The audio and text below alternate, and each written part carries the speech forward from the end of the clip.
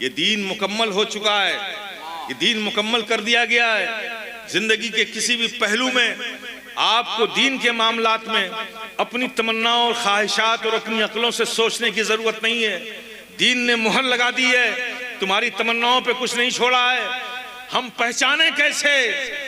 तो आगे ही कुरान में अल्लाह इरशाद फरमाता है कि ये मेरे दोस्त हैं जिन्हें कोई खौफ नहीं, जिन्हें कोई गम नहीं।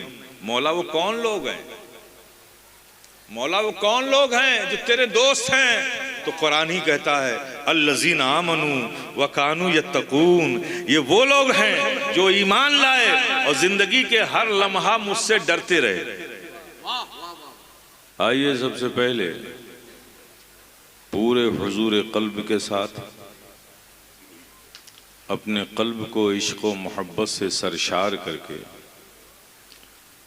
मदीने की पुरबहार गलियों का तसव्वुर करके गुम्बदे खजरा के हसीन तसव्वुरात में खोकर ताजदार मदीना राहते कल्ब सीना सल्लल्लाहु ताला अलैहि वसल्लम के हुजूर मोहब्बत से झूम झूम कर पूरी ईमानदारी और दयानतदारी के साथ दरूद पाक पढ़ लें। अल्लाहुम्मा सल्ली अला सय्यिदिना व नबियिना मौलाना मुहम्मद व अला आलि सय्यिदिना मौलाना मुहम्मद कमा तुहिब्बु व तर्दा बि अन तुसल्ली अलैहि सलातु व सलाम अलैका। एक बार और बाबा से बुलंद दरूद पाक पढ़ें। सल्लल्लाहु अलैहि सय्यिदिना मौलाना मुहम्मद व अला आलि सय्यिदिना मौलाना मुहम्मद कमा तुहिब्बु व तर्दा बि अन तुसल्ली अलैहि सलातु व सलाम अलैका या रसूल अल्लाह। एक बार और मोहब्बत से जी लगाकर नबी और आले नबी पर सल्लल्लाहु अलैहि वसल्लम सलातुम व सलामुन अलैका या रसूल अल्लाह, सलातुम व सलामुन अलैका या हबीब अल्लाह, सलातुम व सलामुन अलैका या नबी अल्लाह।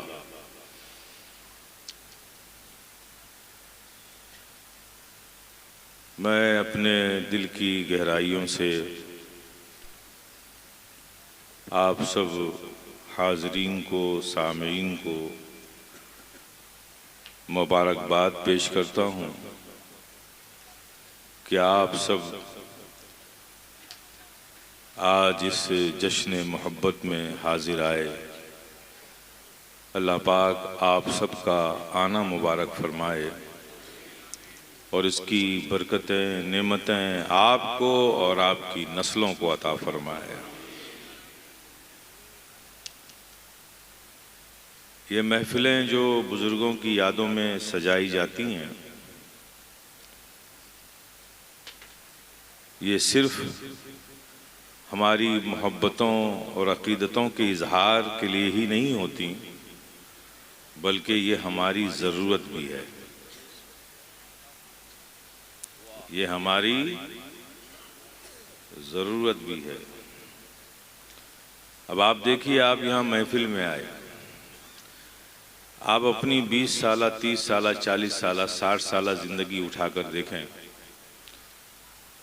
अगर आपसे सवाल किया जाए कि आपकी ज़िंदगी में कितने घंटे ऐसे गुजरे जहां आपकी जहन में, आपके दिल में, आपकी ज़िंदगी में सिर्फ दीन था, दुनिया ना थी, तो मेरे प्यारे ये फैसला करना आपके लिए बड़ा मुश्किल हो जाएगा। लेकिन मैं आपसे कहता हूं कि आज के इस दिन को याद रख लीजिएगा। जब कोई पूछे कि आपकी ज़िंदगी में वो कौन सा लम्हा था, कितने घंटे का वक्त था जहां सिर्फ दीन था, दुनिया ना थी, तो कह देना कि हम जश्न शेख आज़म में बैठे थे और तकारीर समात फरमा रहे थे। उस वक्त सिर्फ दुनिया थी, दुनिया न थी, सिर्फ दीन था हमारे ज़हनों में। इसलिए कि जहाँ सालिहीन का जिक्र होता है, वहाँ अल्लाह की रहमतों का नुज़ूल होता है। तो आप इस कपड़े के शामियाने के नीचे नहीं हैं, हकीकत में आप अल्लाह की रहमतों के साए में बैठे हुए हैं। ये आपकी ज़िंदगी के लिए कितना खुशाइन लम्हा है, और ये मौका किसने दिया? अल्लाह के एक महबूब व मकबूल बंदे ने दिया।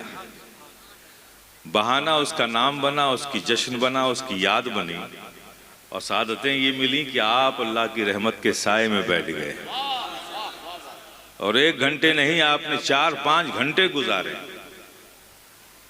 तो ये हम सब की मुश्तरका खुशनसीबी भी है, फिरोज बख्ती भी है। हम अपने रब के इस फजल पर जितना शुक्र अदा करें कम है कि अल्लाह पाक हमें ऐसे मौके अता करता है और हमारे दिलों में अपने महबूबीन की मोहब्बत को डालता है। वो मोहब्बतें हमें खींच कर ऐसी महफिलों में ले आती हैं और हमारा वक्त ऐसा गुजरता है कि जहाँ सिर्फ दीन होता है, जहाँ दुनिया नहीं होती। हजरात, तकरीर आपने समाअत फरमाई मुफ्ती मोइनुद्दीन साहब क़िबला से, और अभी आपको फिर सुननी है जनाब सैयद अमीनुद्दीन साहब क़िबला की तकरीर, अमीरुल क़ादरी साहब की तकरीर सुननी है आपको। जाहिर है कि आप सबको पता है कि हुजूर शेख आज़म मेरे वालिद गिरामी थे। मैं सिर्फ एक बात कहना चाहता हूँ,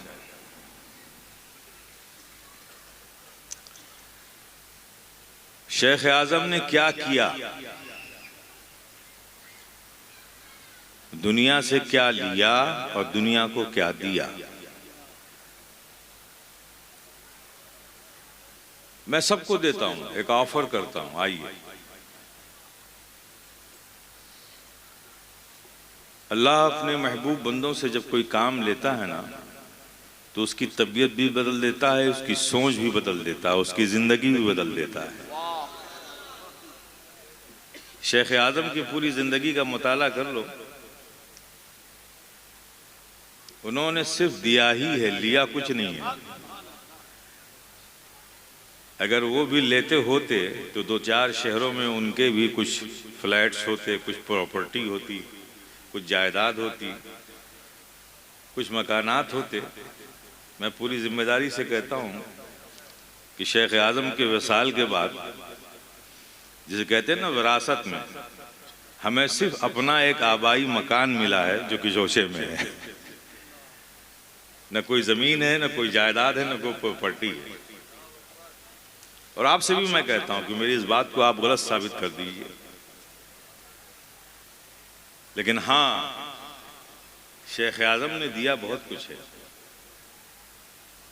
उस जमाने में दिया है अहले सुन्नत वल जमात को, उन इलाकों में दिया है जहां इलाकों में जाना एक इंसान अपने लिए मुहाल समझता था।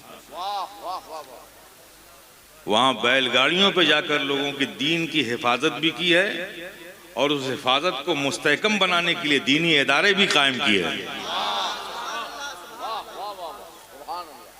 आप दिनाजपुर का इलाका उठा लीजिए, बिहार का पूर्णिया है, किशनगंज है, ये सब जो इलाके हैं, मज़ाफ़ात हैं। शहरों में तो इस तरह के काम लोग सभी कर लेते हैं, लेकिन बहुत ही खुर्दा गांव में जाकर, जहां सड़कें भी ना हो, जाने का कोई सामान और साधन भी ना हो, वहां जाकर ये काम करना जाहिर है कि ये बड़े पुरअज़्म लोगों का काम होता है। मैंने शेख आज़म की ज़िंदगी को जितना देखा और जितना समझा कि उनको पूरी ज़िंदगी में सबसे ज़्यादा जो तड़प थी, जो शिद्दत से उन्हें बेचैन करती थी, वो एक फिक्र थी कि मैं लोगों के अकायद की हिफाजत कैसे करूं, उसके लिए क्या करूं कि लोग गुमराह ना हों और अहले हक बनकर रहें, अकीदे हक पर रहें। जिंदगी भर इसकी कोशिशें करते रहे वो, पूरी जिंदगी, उनकी अमली जिंदगी आज भी ये सबूत है। हमारे बाहर से भी मेहमान आए हुए, आप चले जाइए, बांग्लादेश चले जाइए। एक ज़माना था कि बांग्लादेश में उलमाए अहले सुन्नत की एक बड़ी कसीर तादाद थी। वो सब हिंदुस्तान में आकर पढ़ के गए, वहाँ पे दीनी खिदमत की, लेकिन ज़माना गुजरता गया, वो लोग सब दुनिया से रुखसत होते गए। फिर यहाँ आकर पढ़ना वहाँ के लोगों के लिए नामुमकिन हो गया। तो वहाँ पर देवबंदियों ने बड़े बड़े इदारे कायम किए, बड़े बड़े इदारे कायम किए, लेकिन सुन्नियों का कोई मजबूत इदारा ऐसा नहीं था कि वहाँ से पढ़कर निकलने वाला बच्चा लोगों के अकीदे का तहफ़्फ़ुज़ कर सके। खिताब करना एक अलग चीज होती है। आजकल उमूमन स्टेज पर जितने भी खतीब हैं ना, मैं आपसे बता दूं ना, सब मदरसे से भागे हुए लोग हैं जिन्होंने निसाब भी मुकम्मल नहीं किया है और बहुत कामयाब मुकर्रिर हैं स्टेज के। वो बात छोड़ दीजिए आप, लेकिन जमीन पर काम करना, अकीदे के तहफ़्फ़ुज़ के लिए काम करना एक बड़ा बुनियादी काम होता है। शेख आज़म ने बांग्लादेश में इस ज़रूरत को बड़ी शिद्दत से महसूस किया। एक दूसरा मुल्क है, ज़बान वहाँ की बंगला है, कोई फ़ारसी, उर्दू, अरबी पढ़ना नहीं चाहता। वहाँ तो बुखारी शरीफ को भी बंगला में कर दिया गया है, मुस्लिम शरीफ भी, और उसकी तलखीस है, पूरी बुखारी भी नहीं पढ़ाई जाती, चंद अहादीस बंगला में, बस यही निसाब में वहाँ पे। ये इल्मी ज़ुबू हाल ही का हाल था। तो वालिद साहब ने बड़ी शिद्दत से महसूस किया, कहा कि मैं यहाँ दरसे निज़ामिया का एक मदरसा कायम करूँगा। ये बहुत बड़ा चैलेंज था। सवाल ये है कि कायम तो कर देंगे, पढ़ेगा कौन?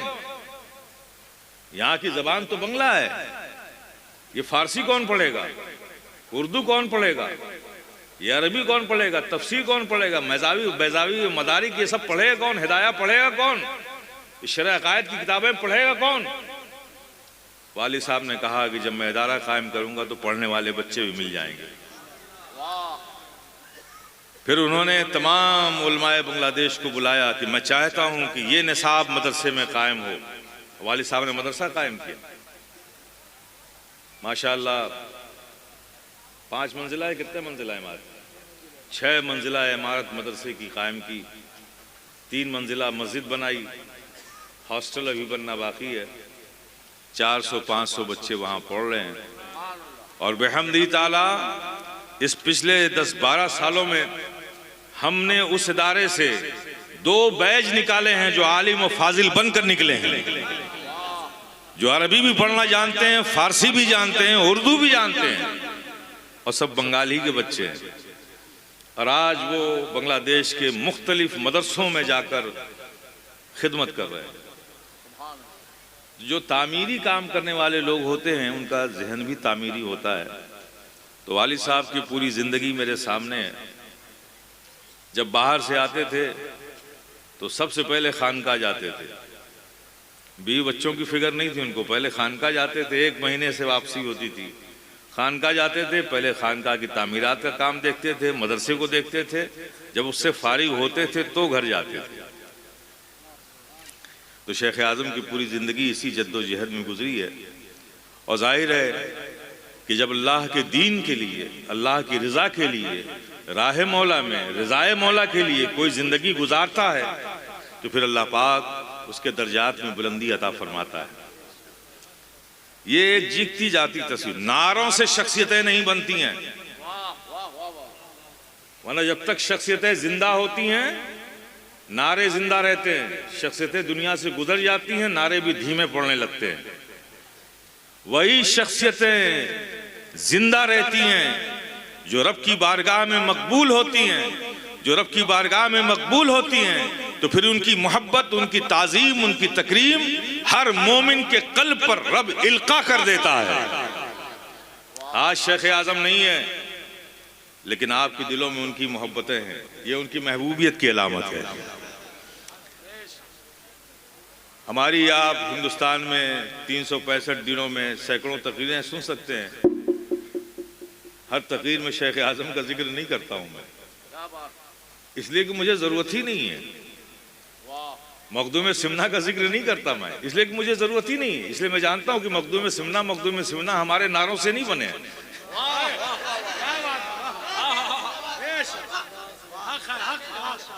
शेख आज़म हमारे नारों से नहीं बने। मखदूम मशाइख सरकार कला हमारे नारों से नहीं बने। हम शबीए गौसुस्तकलाइन आला हज़रत शफी मियाँ हमारे नारों से नहीं बने। वो बने हैं रब की बारगाह में मकबूल महबूब होने से। और जो रब की बारगाह में मकबूल महबूब हो जाता है, अल्लाह पाक फिर हर मोमिन के दिल पर उसकी मोहब्बत को इल्का कर देता है। यही वजह है कि हमने गौसे आज़म को तो नहीं देखा, न गौसे आज़म को देखा है, न गौसे आज़म को सुना है, न वो ज़माना पाया है। लेकिन कौन ऐसा मोमिन बंदा होगा जिसके कल्ब में गौसे आजम की मोहब्बत ना होगी, उनकी ताजीम ना होगी, उनकी तकरीम ना होगी। हम आप समझते हैं कि गौसे आजम के जिक्र से गौसे आजम को लोगों ने जाना। जनाब वाला ये बात नहीं है। जो मोमिन होगा अल्लाह के इन महबूबीन की मोहब्बतें उनके सीनों में होंगी। हाँ, मुनाफिक इससे महरूम है। मुनाफिक अगर किसी की मोहब्बत का दावा करते हैं और किसी से मोहब्बत नहीं करते, उससे नफरत या उससे बेजारी का इजहार करते हैं, तो जिससे दावा करते हैं उसकी भी मोहब्बत नहीं है उनको। क्योंकि मोहब्बत में नफरतें नहीं होती, मोहब्बत सिर्फ मोहब्बत चाहती है। नफरत एक नजासत है और एक मोहब्बत एक पाकीज़ा चीज है। तो पाकीज़गी में नजासत को मिलाओगे तो वो भी खराब हो जाएगी। तो जो मोमिन होते हैं उनके दिलों में हर अल्लाह के दोस्त बंदों की मोहब्बतें होती हैं। तो आपको भी वो मोहब्बतें यहाँ खींच लाई हैं। अल्लाह पाक आपकी इन मोहब्बतों को सलामत रखे। मेरे प्यारे शेख आज़म की ज़िंदगी, बाकी तो उलमा बता ही रहे हैं, मैं तो उनका बेटा हूँ, मेरे अपने कुछ एहसासात हैं और मैं तबीयतन शख्सियत परस्त नहीं हूँ। मैं तबीयतन और मिजाजन कतान शख्सियत परस्त नहीं हूँ। मेरे नज़दीक वो एक इमाम भी बड़ा ताज़ीम व तकरीम का हक रखता है जो किसी गांव में 5 मुक्तदियों को अपने पीछे नमाज पढ़ा रहा है। दीन के ऐसे खादिम की भी मैं ताज़ीम करता हूँ। तो बज़ाहिर जिसकी खिदमतें होती हैं दीन के हवाले से, वो सब बाइसे ताज़ीम व तकरीम होते हैं। और मेरा यही मिजाज है कि मैं उनकी इज्जत भी करता हूँ, उनकी ताज़ीम भी करता हूँ। तो शेख आज़म की ज़िंदगी जो मैंने अमली ज़िंदगी देखी, एक जुनून था उनका दीन और सुन्नियत के हवाले से।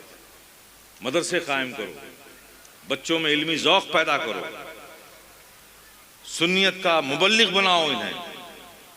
और शेख आज़म क्वांटिटी के कायल नहीं थे, वो क्वालिटी के कायल थे। बच्चों को आलिम दीन बना दो सिर्फ पगड़ी बांधकर, और वो किसी सलाहियत के मालिक ना हो तो आपने उनके तो हाथ पैर बांध दिए। अगर वो आलिम ना होता तो मजदूरी करके घर चला लेता, ईंटें उठाकर घर चला लेता। आपने आलिम बना दिया तो वो ईंटें भी नहीं उठा सकता। शेख आज़म फरमाते थे कि मदरसे में जिन बच्चों को दाखिला लिया जाता है, अब हमारी जिम्मेदारी है कि उनको ऐसा पुख्ता आलिम बनाया जाए कि वो आलिम बनने के बाद अल्लाह का शुक्र अदा करें कि मैं आलिम हूँ।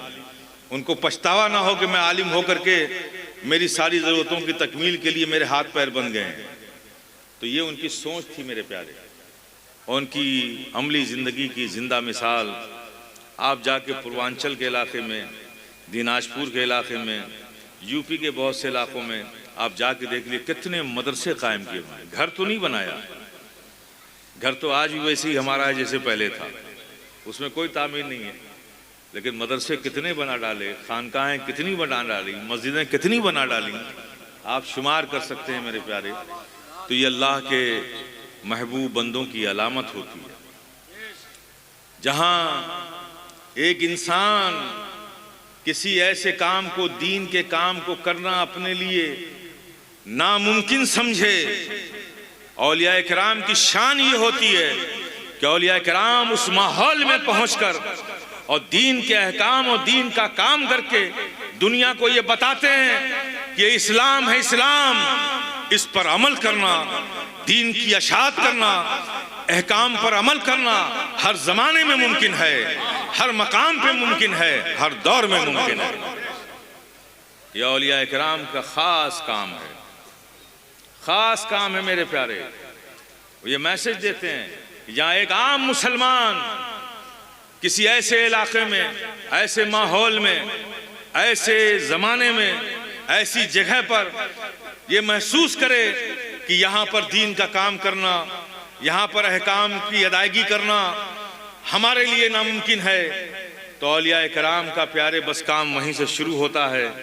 वो ऐसे माहौल में, ऐसे मकाम पर पहुंचकर और इस्लाम के अहकाम पर, इस्लाम का काम करके, दीन का काम करके दुनिया को ये पैगाम देते हैं कि मेरे प्यारे सुनो, ये इस्लाम है, इस्लाम, इस पर अमल करना अरब में भी मुमकिन है, कुवैत में भी मुमकिन है, बहरैन में भी मुमकिन है, यूनाइटेड अरब इमारत में भी मुमकिन है, कतर में भी मुमकिन है, तो रशिया में भी मुमकिन है, जापान में भी मुमकिन है, स्विट्जरलैंड में भी मुमकिन है, स्विट्जरलैंड की बर्फपोश पहाड़ियों पर भी मुमकिन है, टोक्यो जापान में भी मुमकिन है, बीजिंग चाइना में मुमकिन है, हांगकांग में मुमकिन है।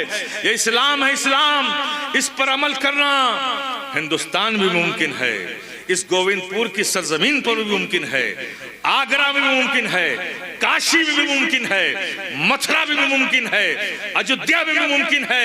ये इस्लाम है, इस्लाम, इस पे अमल करना हर जमाने में और हर जगह मुमकिन है, किसी जमाने में नामुमकिन नहीं। ये औलिया इकराम का खास काम होता है मेरे प्यारे। इस तनाजुर में आप शख्सियात का जायजा लें, शख्सियात का जायजा लें। अब ये आज का दौर है कि आज ये विलायत पोस्टरों से बांटी जाती है, पोस्टरों में। ये वली हैं, ये कुतुब हैं। मैं आपको मशवरा दूंगा, खुदारा अपनी इस बेचैन तमन्नाओं को अपने काबू में कीजिए। बाद नबूवत विलायत बहुत अहम चीज है इस उम्मत मोहम्मदिया में। आप समझ रहे हैं? विलायत किसे कहते हैं? वली अल्लाह, अल्लाह का दोस्त। क्या कहते हैं? अल्लाह का दोस्त। अजीब बात है। ये तो वही बात हो गई अजीब सी कि आप सड़क पर निकलिए और कहिए कि ये महमूद मियाँ का दोस्त है। कमाल है भाई। मेरा दोस्त मैं बनाऊंगा कि आप बनाएंगे? बोलो ना मेरे प्यारे, आप बनाओगे मेरा दोस्त कि मैं बनाऊंगा? तो अल्लाह का दोस्त अल्लाह बनाएगा कि आप बनाओगे? अल्लाह बनाएगा तो फिर आप क्यों बनाते फिर रहे हो? आप क्यों बनाते फिर रहे हो? मेरे प्यारे, ये काम रब का है जिसे वो कबूल कर ले। अल्लाह का दोस्त, उसकी कबूलियत की अलामत क्या है? जिस भी अल्लाह के ऐसे बंदे की मोहब्बत मोमिनों के सीनों में पैदा हो जाए, समझ लो वो मकबूल बंदा है, वो महबूब बंदा है। आपको बनाने की जरूरत नहीं है। और औलिया इकराम से ये जमीन कभी खाली नहीं है, ना रहेगी। ये अलग बात है कि आप वहां तक पहुंचे या ना पहुंचे। चाइना ने बेशुमार सामान बना डाले हैं। जो जापान बनाता है उसकी डुप्लीकेट चाइना फौरन बना देता है, और जापान से ज्यादा चाइना का माल मार्केट में होता है। लेकिन चाइना के प्रोडक्ट से ये मतलब थोड़ी कि जापान ने बनाना बंद कर दिया। ये अलग बात है कि जापान के माल तक रसाई बहुत कम लोगों की है, चाइना के माल की तरफ ज्यादा लोग भागते हैं। ऐसे ही मेरे प्यारे, इस रुए जमीन पर औलिया इकराम की कमी नहीं है। इसलिए कि अगर औलिया किराम इस जमीन पर ना हो तो याद रखो कि जब तक अल्लाह का एक दोस्त बंदा इस रुए जमीन पर है, कयामत नहीं आएगी। और अभी कयामत नहीं आई है तो इसका मतलब दोस्त बंदा है।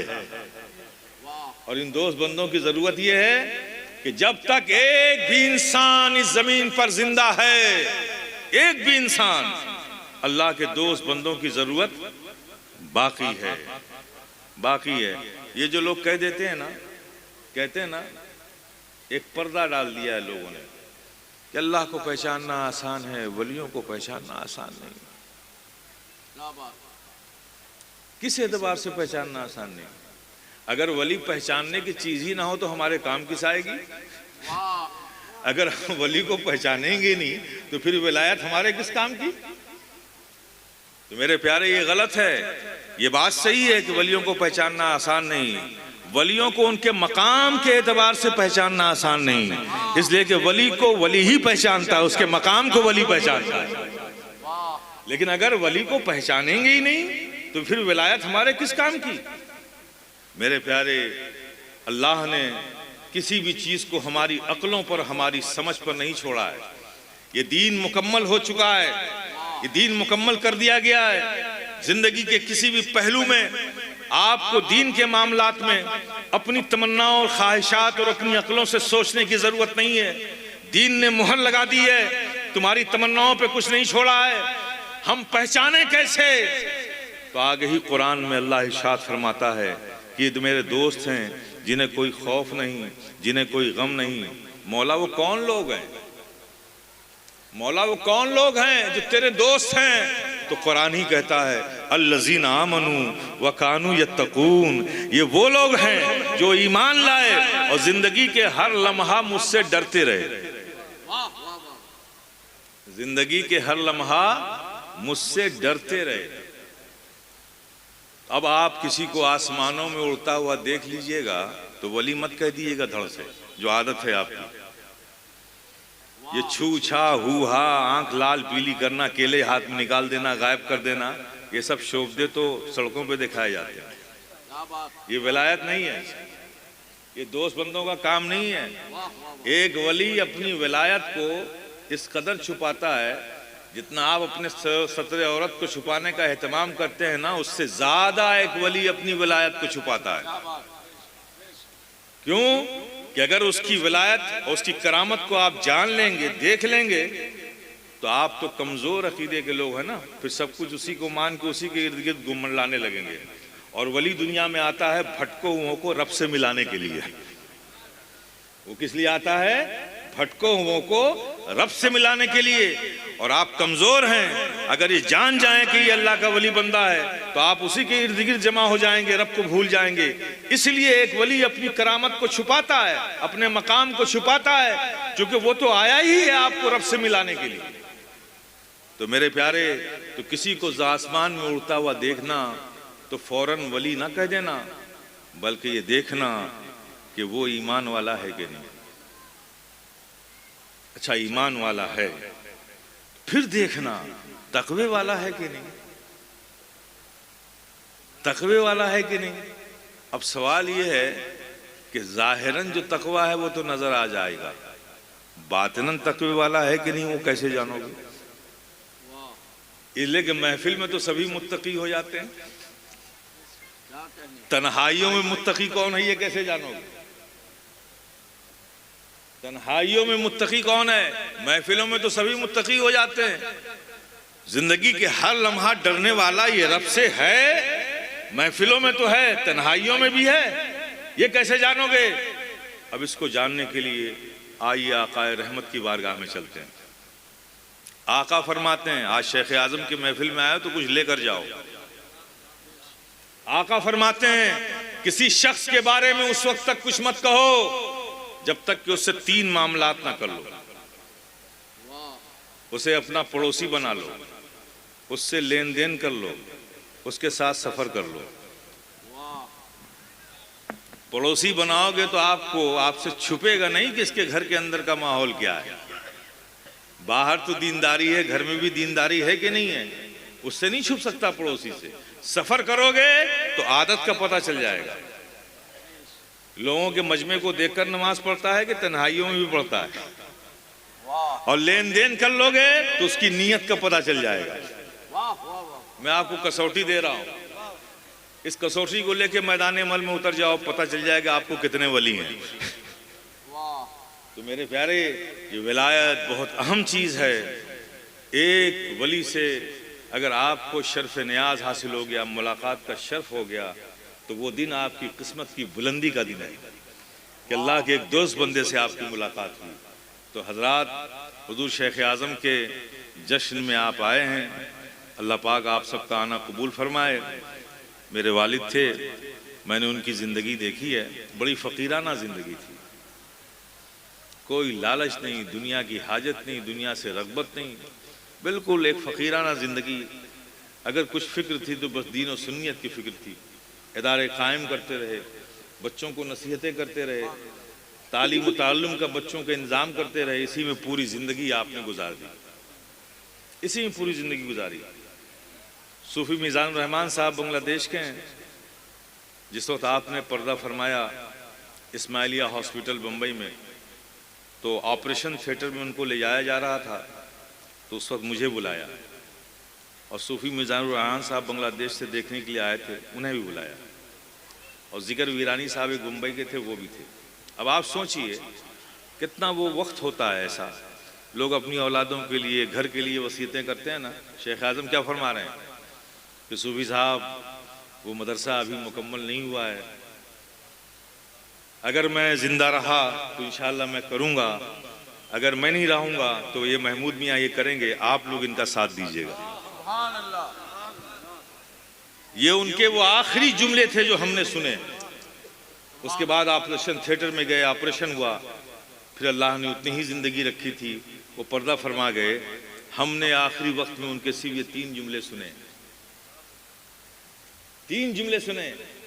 जिगर वीरानी से फरमाया कि जामे शब का ख्याल रखना और महमूद मियाँ का साथ देना, ये मिशन हमें बहुत आगे तक ले जाना है। मैं ज़िंदा रहा तो करता हूँ, करता रहूँगा, अगर नहीं रहूँगा तो तुम लोग साथ देना। और सूफी साहब से फरमाया बांग्लादेश में जो मदरसा कायम किया है उसके लिए आप साथ दीजिएगा ताकि वो सुन्नियत का एक मजबूत किला बने। ये हमारे वालिद की ज़िंदगी थी कि उस आखिरी वक्त में न उन्हें बीवी का ख्याल, न बच्चों का ख्याल, न उनके मुस्तकबिल का ख्याल, अगर ख्याल है तो सिर्फ दीन सुन्नियत का ख्याल है, दीन की अशात का ख्याल है। मैंने ये देखा है और मैंने ये महसूस किया है, और बिहम्दी ताला ये फ़कीर शफ़ी गदाए जिलानी भी उसी राह पर चलने की कोशिश कर रहा है। आप सब दुआ कीजिए कि मौला करीम हमें साबित कदम रखे, हमें इस्तिक़ामत अता फरमाए। मैं भी अपने वालिद की ज़िंदगी को अपने सामने रख कर अपनी ज़िंदगी गुजार सकूँ। अल्लाह पाक हमें ऐसी तौफ़ीक़ अता फरमाए। व आखिरु दावाना अल्हम्दुलिल्लाहि रब्बिल आलमीन। हज़रात, अब हुज़ूर साहिब सज्जादा के ख़िताब के बाद मैं गुजारिश करूँगा अपने मोहतरम मेहमान शायर हज़रत मौलाना गुलफ़ाम रज़ा साहब हस्सानी नैनीताल से के तशरीफ़ लाएँ और कलाम पेश फरमाएँ।